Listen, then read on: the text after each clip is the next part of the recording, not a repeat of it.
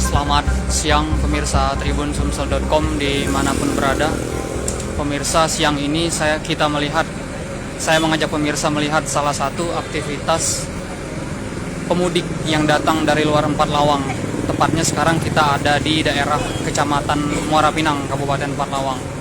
Di mana memang dari pantauan saya pemirsa, beberapa hari ini para pemudik dari Jakarta, khususnya dari Jabodetabek, sudah mulai memenuhi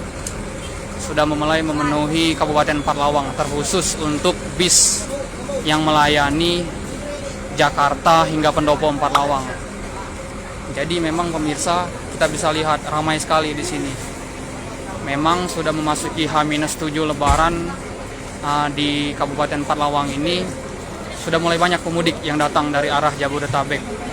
Di mana untuk bis PT Telaga Indah Armada ini sendiri melayani jurusan Jakarta Empat Lawang.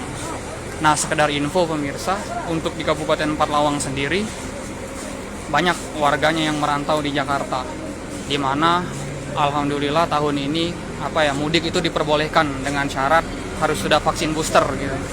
Jadi tidak seperti dua tahun sebelumnya, mudik itu masih dibatasi gitu, dilarang oleh pemerintah. Tahun ini siapapun bisa mudik pemirsa.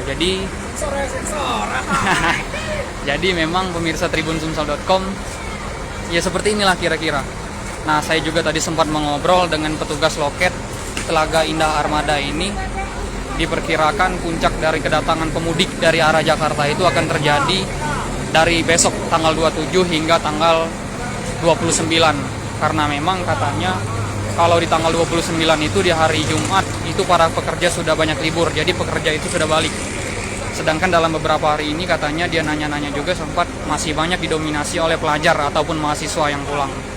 Jadi begitu pemirsa TribunSumsel.com.